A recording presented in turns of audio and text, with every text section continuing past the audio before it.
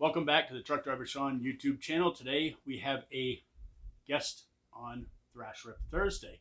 His name is Kevin Puumala, right? Correct. I got it right. I didn't say Puumala, which I was going to do. But he also has a YouTube channel called... It's just my name, Kevin Puumala. Kevin Puumala. KevinPuumala. Cool. I also put a link in the description of the video. So you can go check him out. He covers a lot of death metal, would you say? Largely death metal, yeah. And you do some stuff on cameras as well? That's a separate channel. Separate channel. All right. I don't know what I'm talking about. Separate channel called The Armchair Videographer, but there's like one video up. Don't worry about it. Yeah. There will be more. There will be more. All right. Yeah.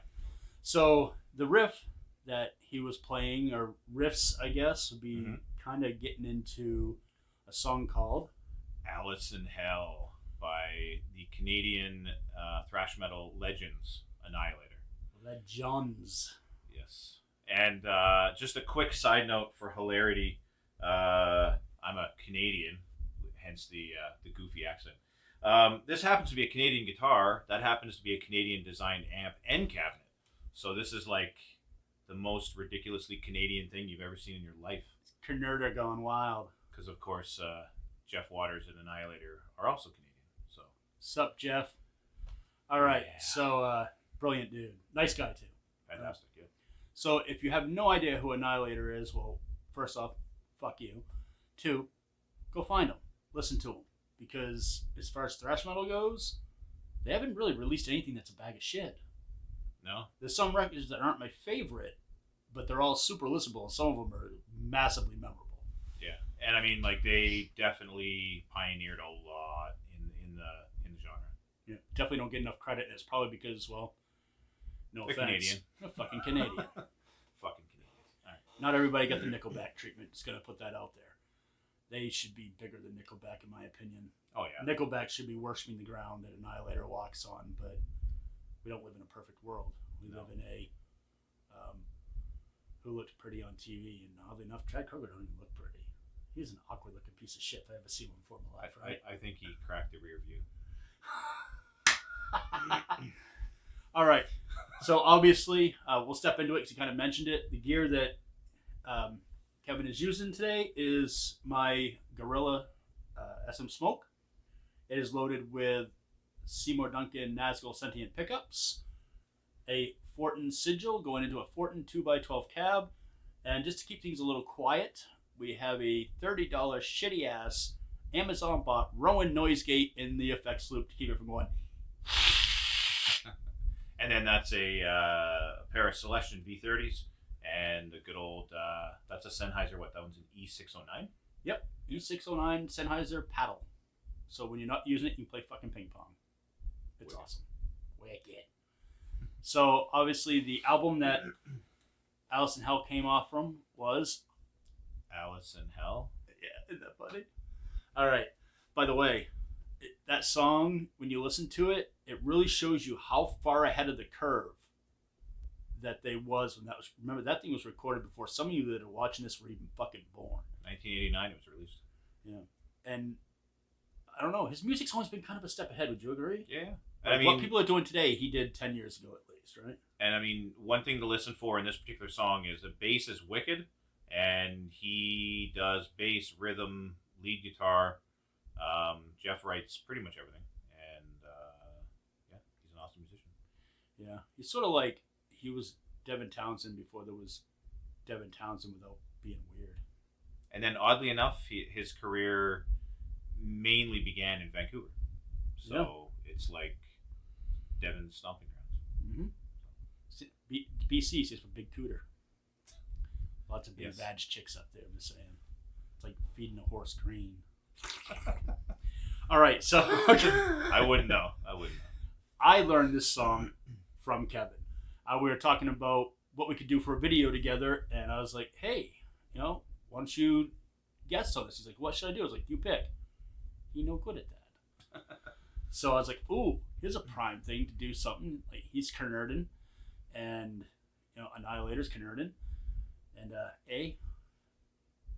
and this song, when you listen to it, it's infectious as fuck. It really is. Yeah, for sure. Actually, the whole record is. It's really The well first well three, written. the first three records are all like epic on a. Yeah, they're epic. I really like them. We totally got diarrhea of the mouth on this one. Oh yeah, That's all right. I think you sharded. Sharp there, 4 a.m. All right, so we're gonna zoom in, get Kevin's left titty and the fretboard, and he's gonna show you how to play this crazy, awesome, in my opinion, iconic song. It really is. And really, it's memorable enough that I remember all these years later. I physically remember the song. I didn't have to look up Canadian metal bands. I knew exactly when he said he couldn't figure out what to do. It's like, oh, got to do something from Annihilator. And like literally this right here, that like defines Annihilator. And I mean, I feel like that went into like metalcore and all kinds of stuff. I think they could have been one of the first people to do that really jarring. And you do that all the time. In your when you're dicking around on the guitar, you're just you do that same kind of thing. So it seeps into all of our playing.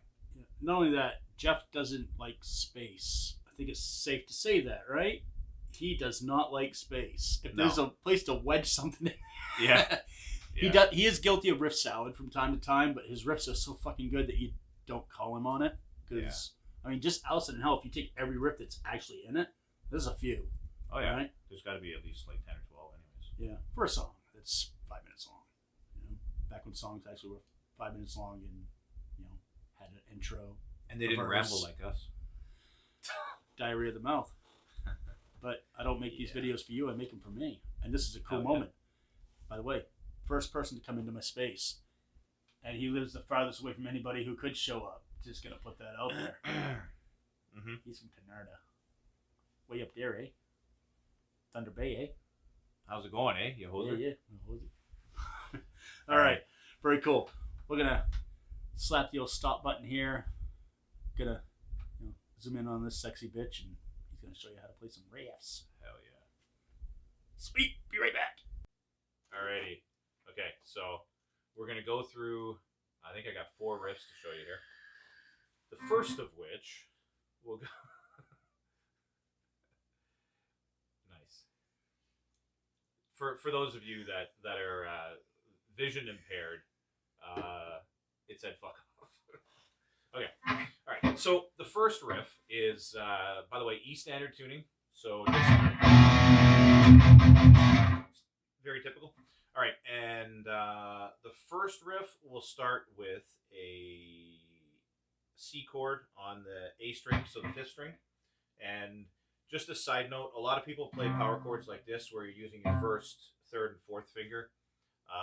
It's probably easier to see what I'm doing if I was doing that. That's not how I play, because I find I'm in a lot better control if I do like this. So it kind of looks like it's hard to tell what I'm even doing. But anyways, what I'm actually doing is just a regular power chord on the 3rd fret of the 5th string. So 3, 3, 5, 5. So with this, the timing's a little bit funny, and it actually changes a little throughout. I'll play through it first, and then I'll slow it down, and we'll go over the specifics.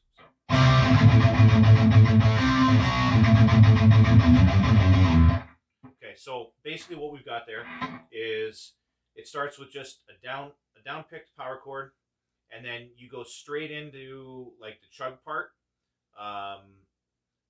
But it's actually important. I find it matches the song if you do down up picking, like alternate picking. A lot of people really like to just focus on down picking. I find it sounds strange if you down pick. So I've always done alternate for this, and I'm pretty sure that's what Jeff does as well. So it's like that's the first little bit. I think there's 8. No, 10. Okay. So that's the first little bit of it.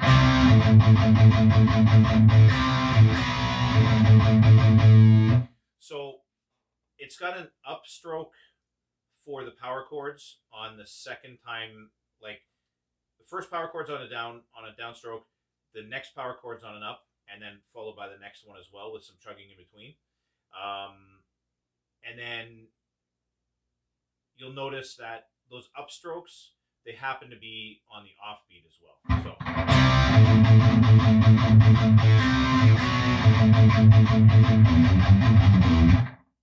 And then the last part is just, which is just literally open on the low E string, the sixth string. Open 2 3 5 3 2. Yeah. Okay. So we'll go through it again slow. This happens twice, and then we go into a third section, which is totally different, and then a fourth section, which is pretty much the same as the first, but it follows some silence, and the silence is really important. So.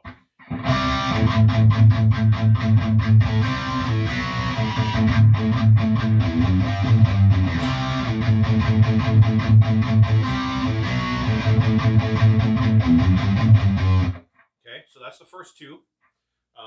Let's go to the third section now. So with the third time through, what you actually do is you hit the C chord on the third fret there of the fifth string. You hit that twice with a little bit of kind of playing in between to just keep the timing square.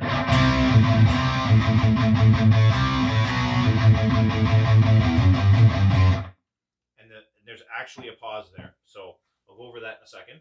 But same sort of thing, just we're adding a little bit to it on the front end.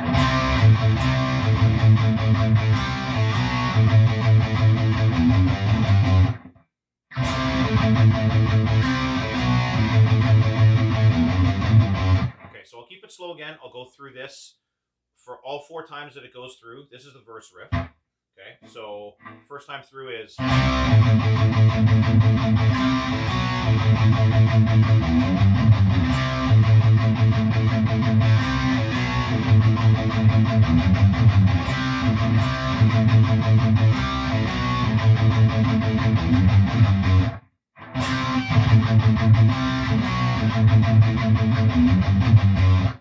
Okay, and then let's just try it a little bit quicker. Hopefully you're following along.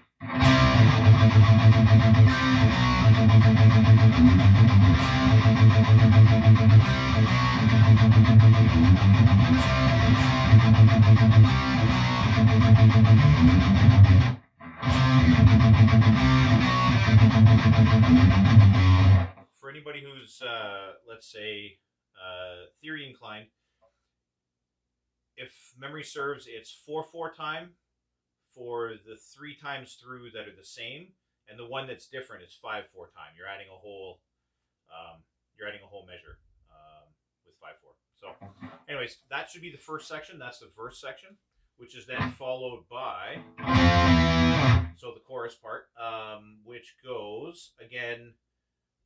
It's got 4 times through a pattern, and each one's actually different. There's a different ending to each one, and then that just gets repeated. That whole set gets repeated once.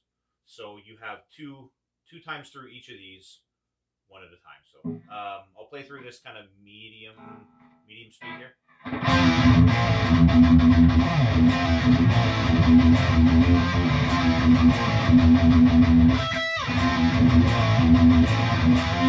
Okay, and to slow it down the first time through, you'll notice that the power chords that happen at the beginning, they're the same every time. It's just the end that changes. So literally.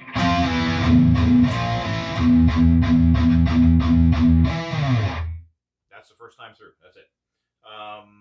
Second time through, we've got.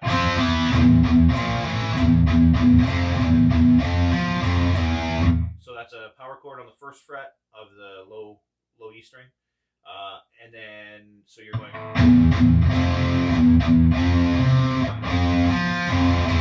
So that's open 1, and then 3 on the A string, or 3 on the D string or 4th string. So to put that all the way through.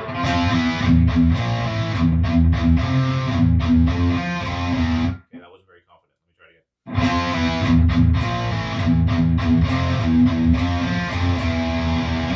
Okay, and that's the second one. Third one will be.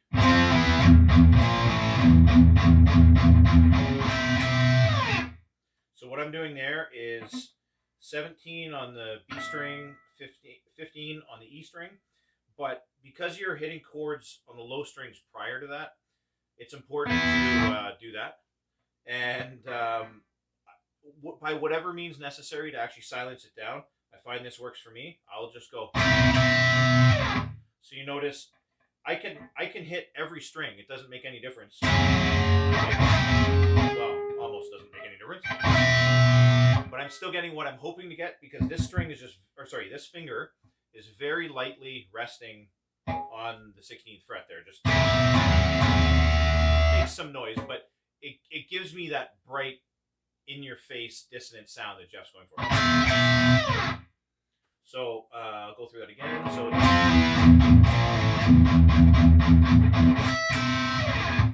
and then the fourth time through is so that just repeats, and that's essentially the chorus. And so let me go through it at a higher speed anyways. I'm not going to go like super crazy. More just so you can follow along. So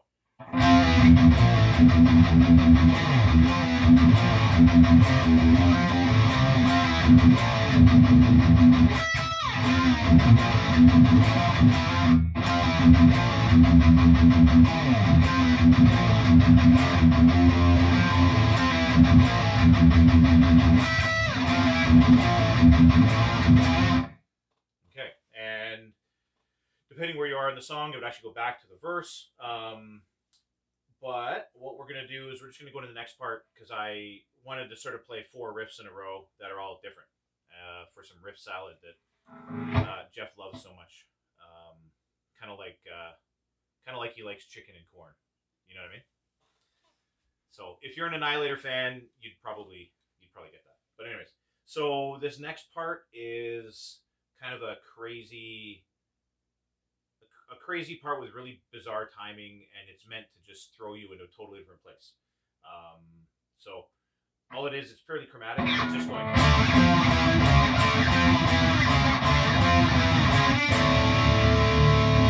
So for that, we're just hitting power chords on the 5th string or A string, and it's just 5, 8, 7, 5, 8, 7, 4, 5, 8, 7, 4, repeating through.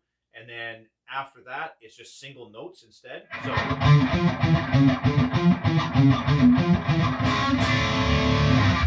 he's really wanting to focus on that, on the ending of that. If you hear the whole arrangement, it makes sense. But basically, it's chords through the first time, single notes through the second time, chords through the third time, single notes through the 4th time, and at the end of both the 2nd and 4th repeats, you're doing at the end, and just so that you guys can kind of tell what I'm actually doing, because all you see are these lovely babies over here, is that when I hit the 4-5 power chords, I'm actually adding the 6th string on the bottom end. So instead of just, I actually add the, in this case, G sharp and A on the low E strings. So get that nice big girthy thing going on. So I'll go through it once at kind of normal speed, and then I'll just slow it down. It's not super complicated, but it's just nice to know how the feel goes together. So, sorry.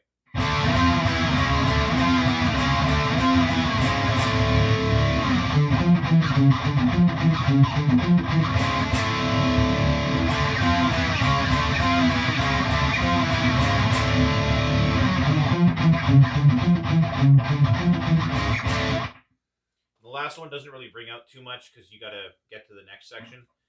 With Annihilator, there's a lot of use of rests and stopping the note to really give the full articulation. Yeah, that's generally how Jeff does a lot of the arrangements. So the next part is just a run that it's basically a triplet pattern, and it just kind of repeats. It's fairly straightforward. All it is, starting on the 10th fret of the D or 4th string, it's just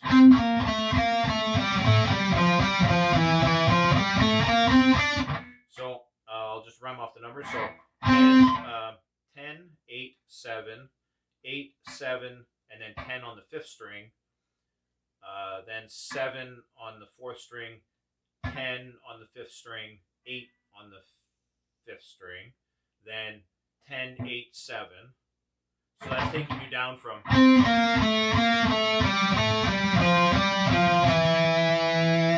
And then once you get to the bottom, now you just climb up. So you go 7, 8, 10, 7, 8, 10, 7. So. And then I'll do it again. This time it has a different ending. So.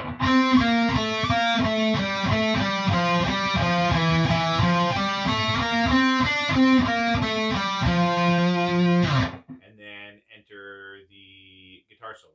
So let me do that at a faster speed, and then, well, let me do it slower first again, so that you can make sure to follow along with where I'm going with it. So.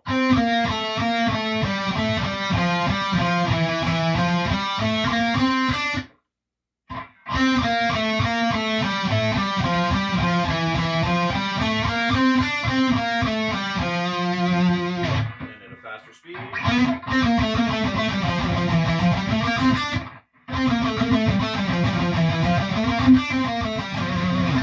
So let me run through this real quick, and then we'll have our 4 riff section of Alice in Hell.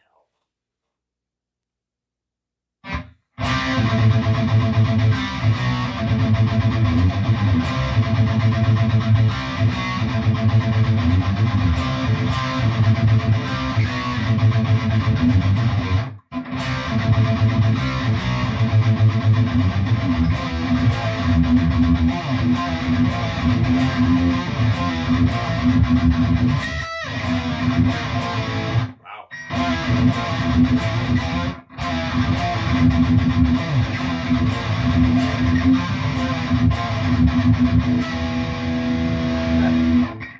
Okay then. Let me try that again. Freaking Canadian guitar.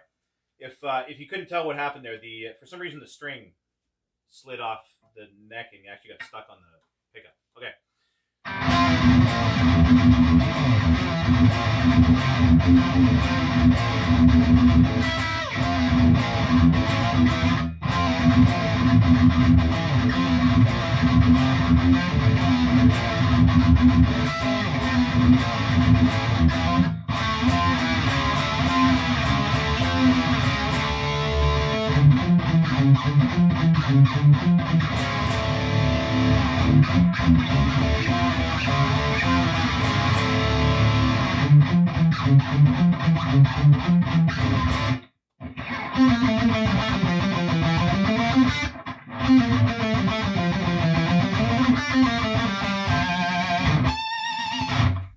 Alrighty, and that is Alice in Hell. Alright, folks, that was Alice in Hell by Annihilator. Guitar player, Jeff Waters. What's up, Jeff? The guy's awesome. Go check them out. This is Kevin Puumala, spelt Puumala. Even that's so Canadian, right? Well, actually, it's more Newfie, right? It's Finn. It's Finn. Finn. He's Finnish. It's Suomalainen. Perkele. Whatever the fuck that was. Yeah, that was the best curse word in the world. Really? Oh yeah, Perkele. You can hold the R, and it's good. Well, we just say twat waffle here. It's way easier. Yeah, true enough. All right, so that was a guest lesson. Please go check Kevin out. His YouTube channel is under his name. That's no space, just Kevin Puumala. What's one big word? Just make sure it says Kevin. You'll be all right. Yeah. I'll have a link to it down here. And subscribe to his channel, man.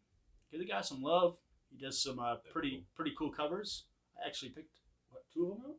Well, one anyways. I thought I did 2. Redneck Stomp. Guess I've only done 1. Yeah. I got to get on that. Yeah, you gotta throw throw me some some other more ones. suggestions. Yeah. I smell a hammer smash face coming.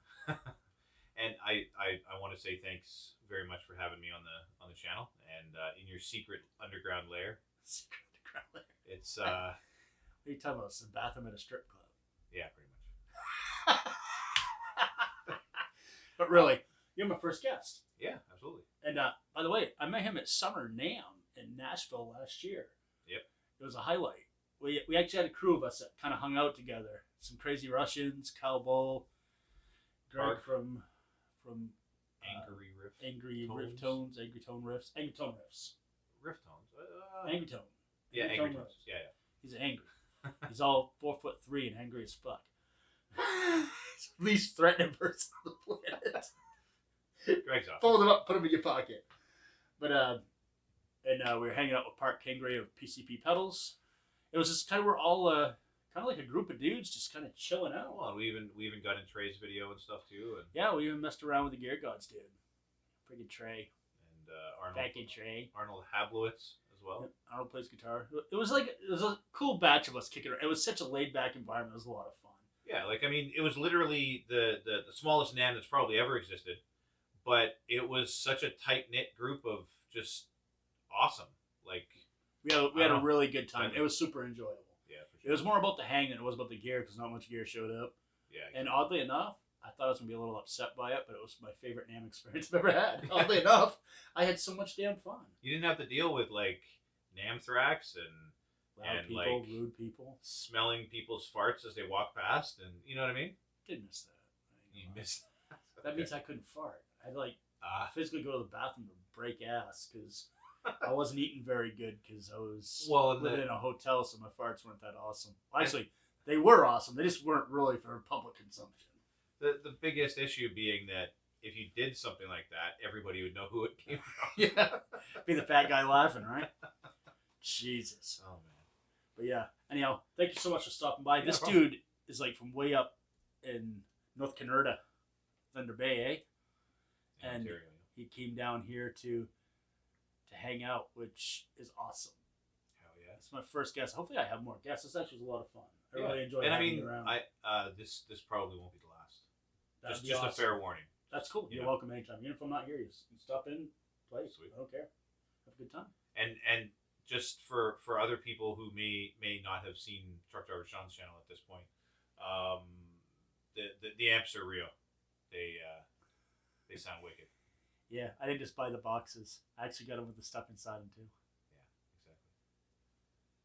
I'm Did a you- trucker. I steal things off package trucks. Did you want to talk about the EMT pedals too?